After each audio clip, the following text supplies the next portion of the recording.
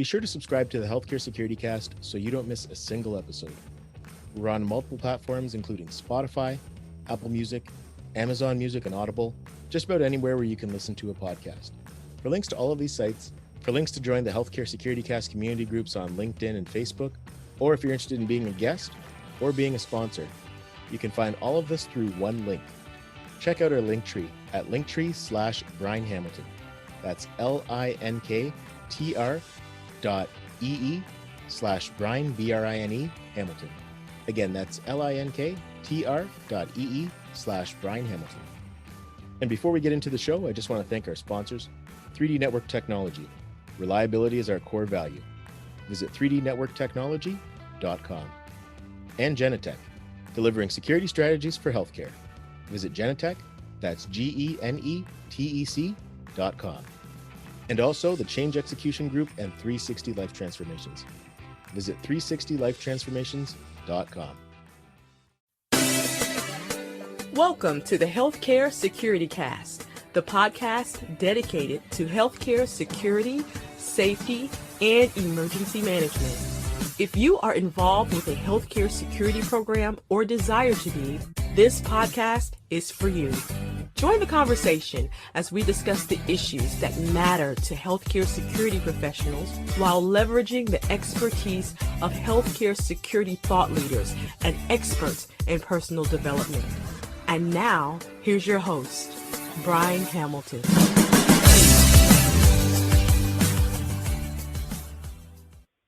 Welcome to the Healthcare Security Cast for Tuesday, March the 2nd. I'm joined today by Mike D'Angelo. Mike, thanks for joining us today. It's great to be here, Brian. Thanks for having me. Excellent. Now, I'm going to start off with the deep, profound question. Who is Mike D'Angelo? Mike D'Angelo is an independent security consultant who sort of specializes in the healthcare security setting. That's sort of evolved over the years. He's also a husband, father, stepfather, sports enthusiast, health enthusiast, and continuing lifelong learner. I practice that one, but I like it. Sounds good. Now, I'm going to kind of kick things off by learning a little bit about your career now. Obviously, the thing that we're going to be talking about is transitioning into security from policing. And Sure. You literally wrote the book on that. So I'd like to actually just start off by getting your insights as to what got you there. What was your career path? I like to say I was the little kid who grew up admiring Officer Friendly. And from my youngest days, could always remember dreaming about becoming a police officer. And through my entire life, as I reached teen years in high school and started to where that became a serious goal to start focusing on, I never wavered in that drive, even though I had family members and friends try to talk me out of it and try to talk me into something more productive and safer. It was my career path from as far back as I can remember. Immediately following high school, I simultaneously started college. And when I started the criminal justice program in school, there was a component to it where you were required to do an internship with a local police department. Of course, as any new student, I had no say in that internship. It was just sort of a rotating cycle of departments as new students came in. And so I was assigned to the City of South Miami Police Department, which is a mid-sized municipality down here in Miami, Florida. I never even heard of that department back in the day, but that's where I ended up with school. And somehow that just evolved into, I never left and stayed there for over 23 years. Very fantastic career. I look back on fondly. I was very fortunate and lucky to have been promoted multiple times throughout my career. I had a very successful career. I can say nothing bad about the agency I spent the first half of my lifetime with. They afforded me tremendous amount of training and education opportunities. In fact, I went back to school later on for higher education, and that was supported by the agency as well as funded by the agency. And that's all I thought I would ever do. I mean, that was the dream. I lived my childhood dream and never planned on what the next chapter was going to be. Never even thought about a next chapter. Figured I would get to live that dream and be a police officer until the day I retired and sat in the rocking chair. But then I realized something happened that I didn't take into consideration. That was I started way too soon. So I ended up retiring way too soon. Next thing I know, I was 40 years old and retiring from the police department and thinking, well, I'm nowhere near ready to sit in the rocking chair yet.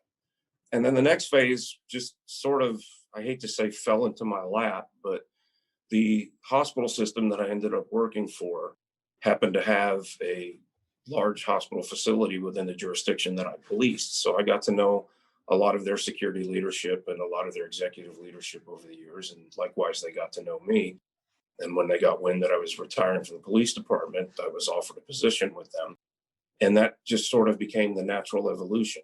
I didn't go out looking to get into healthcare security. I know that, and you and I are going to talk about this a little bit here, but I know that for many in law enforcement, the private security industry seems to be the natural next step transition.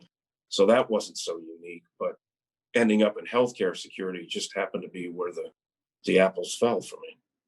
Excellent. And you mentioned that it was an opportunity that kind of fell into your lap, which I feel like is a lot of people's experience. If you would have told me that you were, when you were a little kid, that you were drawing pictures of yourself in a suit standing outside of a healthcare facility in the security department, you'd probably be the first one. Yeah. And I also think back to even when we knew that we were going to make that jump into private sector security, if someone came up to us and explained the various verticals to us and said, would you like to pick this one that's nice and laid back, or would you like to pick the one that's probably the most regulated, governed industry there is out there? I don't know how many of us would have voluntarily said, oh yeah, healthcare sounds like the perfect place for me to go. No, fair enough. Now, as we reflected on your career, obviously the transition to security was a turning point, and you moved specifically into healthcare, like you said. And like I mentioned earlier, you've literally written the book on this transition. So what I'll ask is, can you share your insights about making that transition? Sure, absolutely. What prompted the book was that I was surprised, so much so I would call it a slap in the face. My first few weeks working in the corporate security realm was an absolute culture shock. And again, I thought, there's been many law enforcement officers that transitioned on in the corporate security world, and they've done this before. So somebody had to make a book about how to do this, because I was running into brick walls everywhere I went. It certainly wasn't the people. I mean, I worked with a bunch of phenomenal people in my first corporate security position, but I just felt like I was swimming in a giant ocean that I was not familiar with, and I was out of my comfort of my little backyard swimming pool. So I went out and did the research and just Googled like we would do with everything else, and come to find that there was a few good books out there for transitioning from the military into the corporate world, but there was nothing specific from transitioning from law enforcement specifically into the corporate private security world. It sort of became the journal of the things that I was encountering that I didn't have an answer for or couldn't fall back on my law enforcement skill set to overcome. So I just started keeping a list of those things, and little by little it evolved into what looked more like a book. And the goal became sort of the how-to guide that would help people that were following the same path as me make that jump and do so a little smoother than it was for me. Let's put it that way. That was the goal. Excellent. Now, I'm curious as well. Was there anybody who helped you through that process? Did you have anybody who kind of mentored you and took you under your wing? And what did you learn from those mentors? Brian, mentoring has always been a strange word to me, because I think there's the formal mentoring process where you sort of work one-on-one with someone that the classic, what we think of as takes you under their wing and sort of guides you through the process. And then we have the unofficial mentors, for lack of a better word, the people that just come into your life and it may be something of theirs you read, or a comment they made to you, or a social media post they made that hits home with you. And I think those unofficial mentors can be just as powerful. On the formal side, for me, it was Kareem Villani.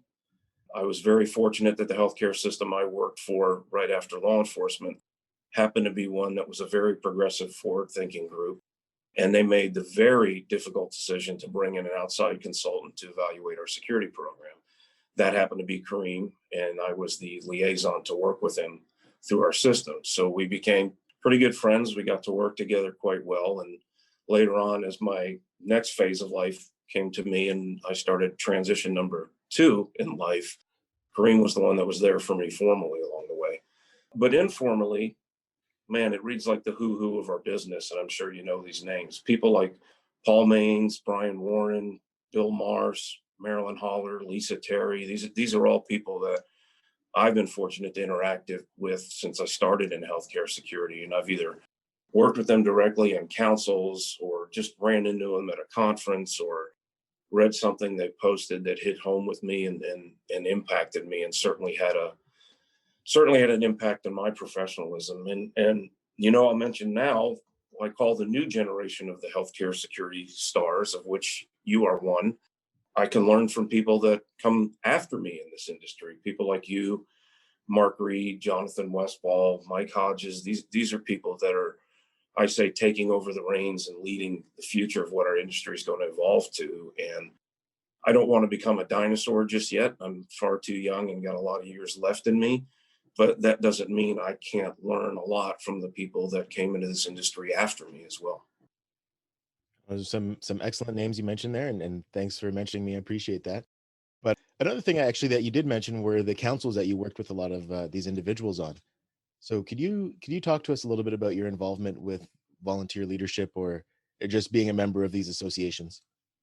Well, of course, I joined IHSS the minute I found out about it, as soon as I got into healthcare security. At the time, I had no knowledge that there was a professional association specifically designed just for the very vertical of healthcare security. So that was phenomenal, and I joined right away.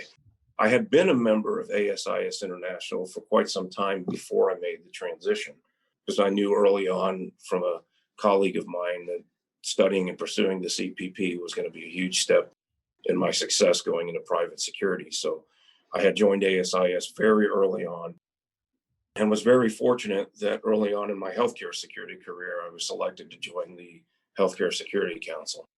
And I want to say I remained on that council. It was probably a total of about 8 or 9 years, up until the recent transition to the community system and the more open field of collaborating that ASIS transition to.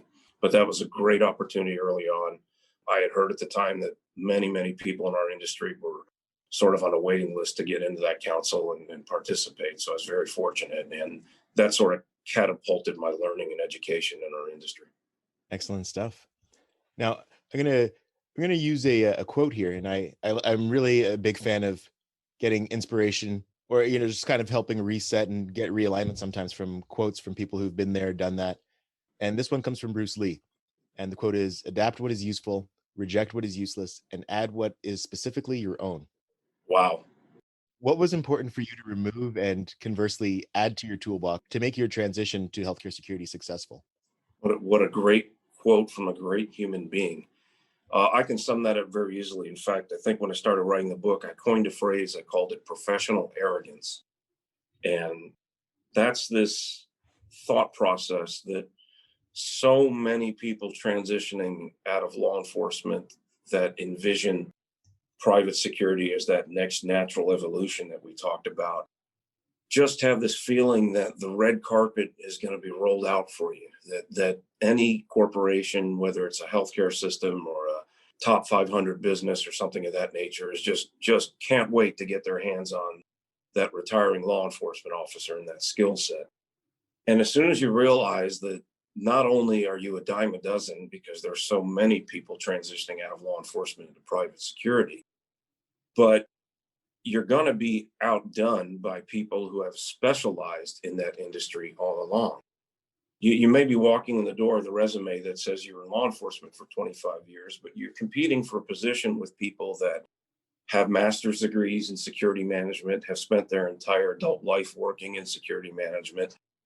And it's absolutely fundamental that you discard that, what I call professional arrogance, and get over the fact that, yes, you have a skill set and a set of experience that's admirable and well sought after in the private sector security industry, but it's not unique. There are many people making that transition. That transition is only compounded by the many millions that are transitioning out of the military that look to go into the private security industry as well. And the sooner you can realize that you're walking into an entire new world, and you've got to cast aside those things that don't make you stand out and start focusing on what will make you stand out and sort of maximize those things. Bruce Lee said it very well. Awesome stuff. Now, actually, I want to go back and take a look at your experience while you were making the transition. What were some of the things that surprised you getting into healthcare security? The amount of regulation, for sure. You just, if you don't work in that industry, and this is for anyone that works in healthcare, whether you're an executive level position or you're part of an environmental cleaning team, the amount of regulation that impacts our industry and guides our industry can be very overwhelming to someone who has never worked in that industry. I came out of a world regulated by laws and state statutes and ordinances. And now all of a sudden, I'm in an industry that there are private entities out there that have more power regulating and controlling how your industry functions than even the government has. I had no familiarity with what the Joint Commission was. I had no familiarity with how CMS worked or any of the other regulatory bodies that impact the pharmacy departments, the radiology departments. Suddenly I'm being told I have to be prepared for inspectors from the Nuclear Regulatory Agency coming in because they got to check the isotope and the gamma ray or something to that effect. And I was just really overwhelmed by the amount of regulation and the amount of governance that takes place in the industry. It was a hard thing to get used to. It was a very difficult thing to learn.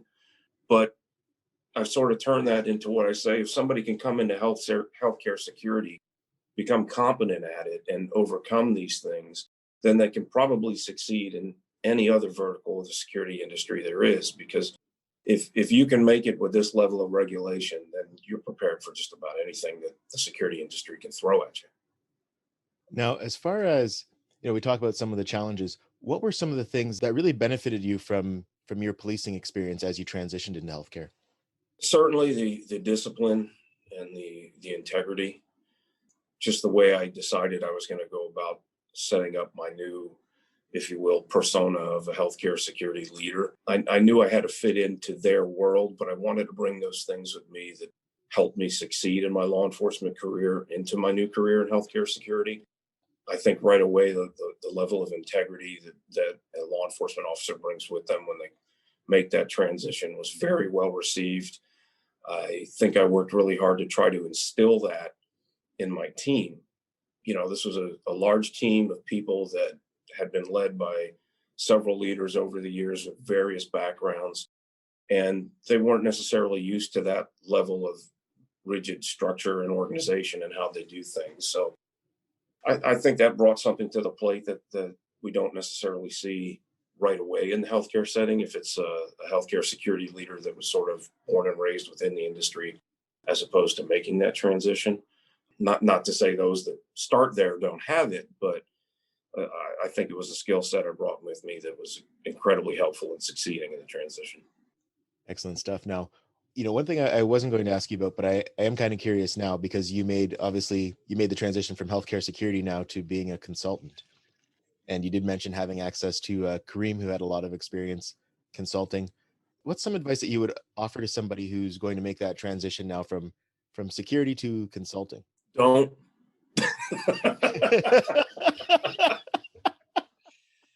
Listen, there's nothing in this world like being your own boss. And I can say that because so many people have the dream and vision of owning their own business. And that's a positive thing. But there's also nothing in this world like being your own boss on the negative side as well. It's a very, very tough profession because not that there's a lot of competition, but the competition that's out there is excellent, absolutely excellent. Every single consultant that I've ever worked with on a project or competed with on a project has just been top tier, top of the line. I've never lost a project and felt sad about it because I know I always lost it to someone who was just as good and going to serve the client just as well as I could have. It's a very competitive industry. It's an incredibly rewarding industry. But if you're thinking about doing it just because the being your own boss appeals to you, I look at it this way. If you work for a healthcare system or a standalone hospital, you may have one boss. If you're a consultant, you now have hundreds of bosses because each and every client's going to have their own unique demands on you. They're going to be calling with their own unique requests, and you have to be there. You have to be prepared. you have to step up to the plate for each and every one of them as if that was the most important and only client you had. And if you don't, you're not going to succeed in this industry.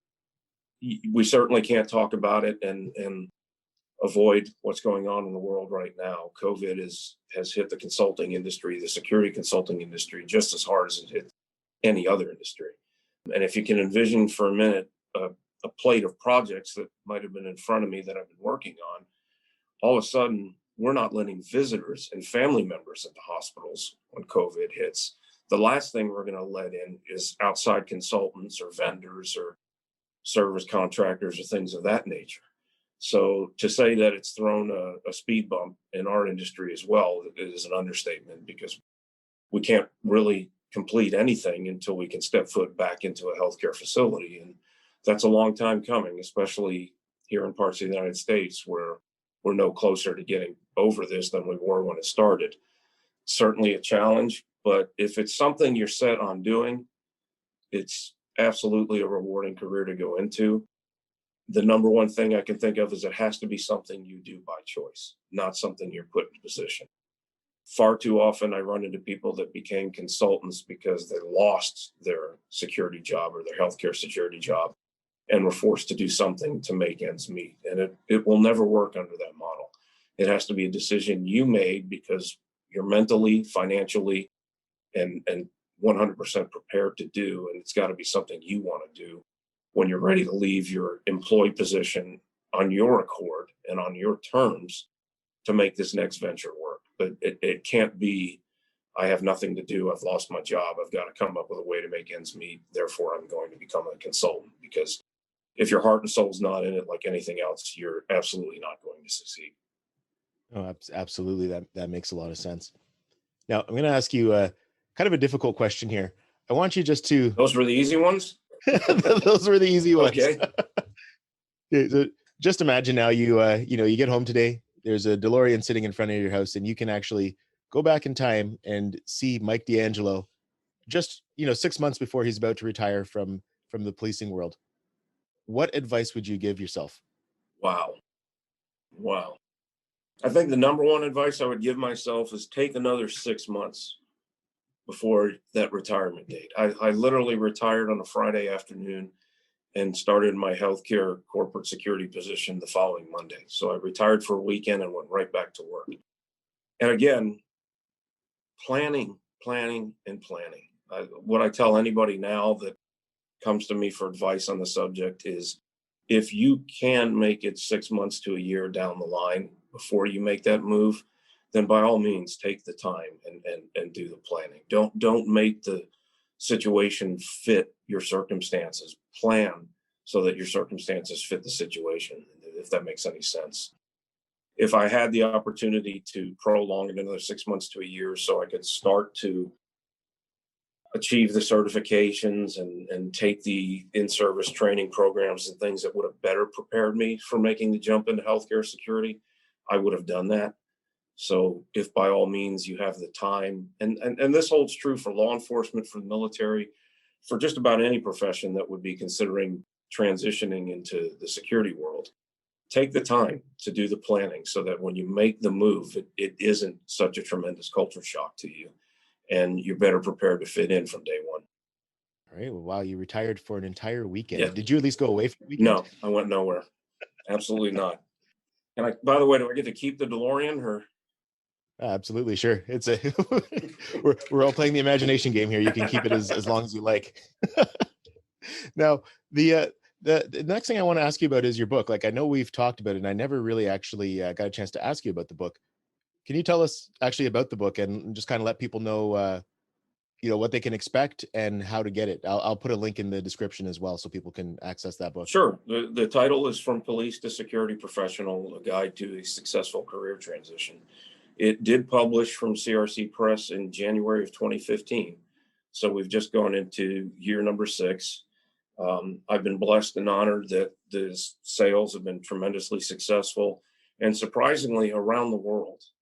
The international sales of the book and the following of the book internationally is just as strong as it is here in the United States, which really surprised me. And I know we we sort of have a global connection to our security partners around the world, but I didn't realize how strong of an industry it was in other continents. And the book sales helped me recognize that the security industry in Europe and Asia is in the United Kingdom is just a tremendous industry, opportunities all over the place to succeed in the corporate security profession. And I was very honored to see that there was such a international demand for the book. Again, it's something that's designed for a very niche market. It would certainly also apply to someone coming out of the military transitioning into the private security sector, although its title makes you think it's strictly for law enforcement. But I think a lot of the skill sets are very similar. A lot of the challenges are very similar. And the greatest thing to me has been the success stories. Every once in a while, I'll get an email from somebody that bought the book, or I'll see a post on LinkedIn about the book, and somebody will just make a comment about whether it was a chapter or a single paragraph that just hit them really hard across the head and woke them up and made them think really hard about it. So many of the guys write me and tell me that statement about professional arrogance, and putting aside the fact that, you're a 20, 30 year law enforcement or military veteran, and assuming that the red carpet's going to be rolled out for you was a huge slap in the face, but a slap in the face that people need, so that they have their feet firmly planted on the ground, and a realistic approach of what they're going into, and not a fantasy expectation that, the jobs are just going to be coming and bang down your door. And again, especially now, we're in a tremendously difficult employment market with COVID. So many people are losing their jobs. So for people that are making the transition right now, it's just become that much more difficult to find a place that you think, one, is a good fit for you, two, you're the good fit for them, and something that matches your skill set. It's just become that much more difficult in the midst of the COVID pandemic. Oh, excellent stuff. Now, while we're on the topic of your writing, I know you co-wrote an article with Paul Sarnice entitled "What IHSS Has Meant to Me."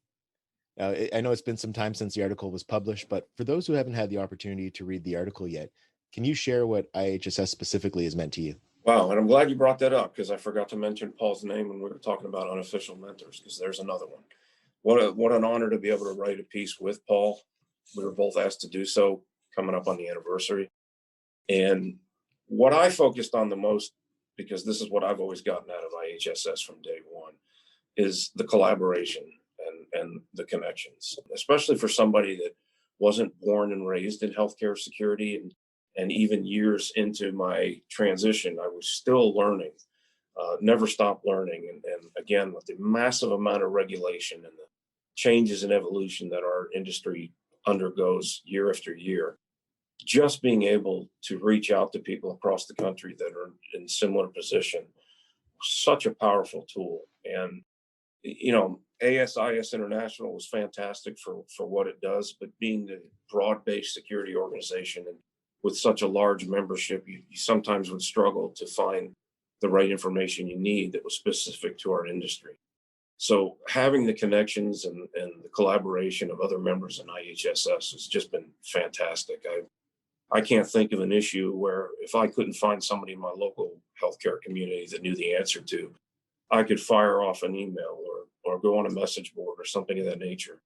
And everything from an answer to a question to a sample policy and procedure was an email away from being accessible. And that's the great people that make up the membership of IHSS. I mean, we're fortunate that it's truly an international organization, so we get different perspectives from around the world. And Brian, as you and I can talk about right now, healthcare is extremely different in how it's regulated just from the United States to Canada. So imagine in other parts of the globe, it changes exponentially. But that level of collaboration and knowing that you have those resources beyond the printed material, beyond the guidelines that the association puts out, just the ability to reach out to other members and know that an answer to a question is just an email or a phone call away has been absolutely phenomenal.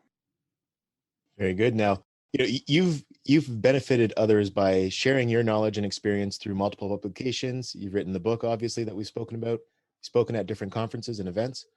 What can we look forward to from you in the future? Full speed ahead. Full speed ahead. I'm like everybody else. I'm antsy to get back to the work in the field. I've plenty to do that keeps me busy in the office, but there's no better part to this side of the profession than boots on the ground in a healthcare facility, working with many of my colleagues out there in the healthcare security profession. I truly miss being in hospitals. Yes, traveling is becoming something that we have to be a lot more cautious about. Getting on an airplane will never be the same as it was just a year ago. We have to find new ways of doing business safely with each other and interacting with each other. But for me, it's full speed ahead. I can't wait to get back into a healthcare facility and work with my colleagues again. I'm looking forward to the future and evolution of the IHSS as it continues to grow. I'm expecting phenomenal things from our new leadership in the future. I won't put anybody on the spot with that comment, but I have high hopes and expectations of where IHSS is going to continue to go. And you're following in the path of some phenomenal leaders that we've had in this association since I've been involved. And I know that's a tradition that'll carry on for many years to come. And I look forward to being part of that. I really do. 100%. Now, yeah, I'm not surprised to hear the guy who retired for an entire weekend say he's going full speed ahead. So not too shocking there. Now, we've covered a lot of stuff here. You've entertained a lot of challenging questions here. Is there anything I haven't asked you yet that you did want to discuss? Yeah, I got a good question. I'm going to ask you the question. Okay. What is it that the younger generation, if that's how I refer to you guys, and not necessarily by age, but maybe tenure in the healthcare industry, look to the seasoned veterans for? Because besides shoving us out of the way, we're worth more than just our experiences. And I know from most of us that have been humble enough to welcome the new generation of healthcare security leader, I know we want to do as much as we can to extend a hand and offer what we can to sort of be part of the success of our association's future and our industry's future. So what is it that your generation of healthcare security leader looks to us for? Well, I can say, I'll speak for myself here. Sure. I don't want to speak for an entire generation of people, but for me, I've kind of, we kind of talked about this when we were talking beforehand about the podcast, and, a lot of this is just learning as you go. So having people that are willing to help. And I think that's the great thing about this industry is that there's so many people, a lot of the names that you mentioned, Tony York being another one, Don McAllister Absolutely. being another one. Todd Milne was someone who I've looked up to essentially throughout my whole career. We could easily take up an hour just mentioning the names that have been guideposts to all of us. Oh yeah, no doubt. 100%. But yeah, I guess the thing I look for is just the willingness to have the conversations, the difficult conversations, help us through our challenges. I guess I said I wouldn't speak for the whole community, but my whole age demographic, I guess, but I will. But just being willing to help, being willing to listen. And just the camaraderie and the friendship that comes with all of that as well, I think has been a really, really valuable piece for me. I do some coaching, and my coach said to me, I take you as the kind of person, and he was accurate. He's pretty accurate. He's like, I take you as the kind of person who's building the car while you're driving it. Great analogy. So everything for me is a learning process. So just being able to reach out to people and get those insights has been the most valuable thing. Fantastic. And I think that's the one more unique thing about the healthcare sector, security specifically, is the ability for the older generation and the younger generation to work cohesively for just the betterment of our industry as a whole is phenomenal here. You don't see that competition like you may in other industries. You don't see that fighting to outdo one another. It just seems to be a really good, positive relationship that works for the common benefit of evolving our industry. And it's fantastic to be part of that. Right. And even when we attend our conferences, like one of the things I've observed, because I'm naturally very introverted. So I spend a lot of time observing things. But one of the things I notice is that you don't really have too much of people just kind of breaking up into their own groups based on age. People really just kind of blend together, right? Where, when we have our breakout time and everything. So I like the way the community is kind of just formed organically, and how willing the, as you put it, the younger generation is willing to receive the knowledge from the older generation, and they're willing to share it. it works really well. And I think we're really lucky that we have that kind of a dynamic in our industry. Absolutely. Now, as we're closing, do you have a special message for the Healthcare Security Cast community? I know everyone in our industry is going through a challenging time right now. As we come into March, we're looking at who knows what with the levels of COVID. Our country's certainly ramping up the vaccination process, and we are the heart of industries that have been impacted by COVID. It's just taken a toll on our industry. I know we see our frontline clinical leaders under a level of stress with a workload that we've never seen them under in our lifetimes. Our role has always been sort of looked at as a support to those frontline clinical staff, but I have no doubt in healthcare systems across this country and across Canada and across the world that security leaders are being tasked with things they never imagined would fall under their purview during the pandemic. So I just think I ask everyone to continue to be patient, take a deep breath, help out where you can. If you're asked to do something that may not necessarily fit under the traditional umbrella, it may not be something that falls under the normal security light tasks. But right now, I think with everything that healthcare staff is under, and all avenues, again, this goes from executive level down to the EVS cleaning staff. I mean, it's an all-out war to fight the pandemic, and we're all in this battle together each and every day. And teams just have to work together and recognize that we're going to be asked to do things that are above and beyond what we would normally be asked to do. And we've got to continue to support one another and get through what is obviously the most challenging time that's ever hit healthcare.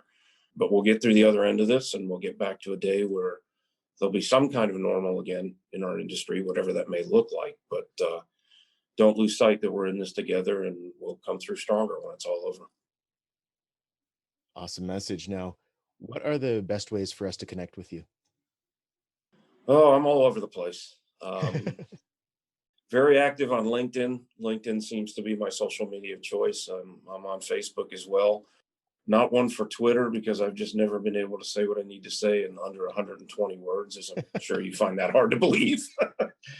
But please, by all means, you can reach out to me through LinkedIn, through my direct email, michael@securedirection.net.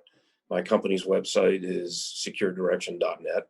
And I'm always happy to talk to anyone, putting aside any opportunities for business. I'm there to reach out as an official or unofficial mentor to those that have been here before me, coming up after me, questions, comments, challenges, and of course, any advice. I don't proclaim to be the transition guru, but I've learned a few things the hard way, and my goal is to try to help others avoid making those same mistakes and learning things the hard way. So if you're facing that transition, contemplating that transition, and there's anything I can do to make that a little smoother for you, please don't hesitate to reach out. Awesome. Excellent stuff, Mike. Thanks for making the time today. I appreciate it. And I really enjoyed this interview. Thanks for having me on, Brian. Appreciate it. And this concludes another episode of the Healthcare Security Cast. Join us again next week for 2 episodes. First, we're joined by Robert Casaza and Joe Sweeney, discussing emergency preparedness, specifically their response to Hurricane Sandy and some of the learnings from that. And in advance of the daylight savings time adjustment, we'll be joined by sleep hacker Catherine Nixon, discussing the importance of sleep and sharing some practical tips for shift workers to make the necessary adjustments. The Healthcare Security Cast is available on Spotify, Apple Music, Amazon Music and Audible, and many other platforms as well. Check out our link tree on your computer or mobile device. And this can be found at linktree/Brian Hamilton. That's linktr.ee/Brian, BRINE Hamilton. Again, that's linktr.ee/Brian Hamilton. Or if it's easier, send me a text at 647-372-2042. That's 647-372-2042. And I'll be happy to answer any questions you may have or share any links you may be looking for. Thanks again for listening. Until next time, take care and stay safe.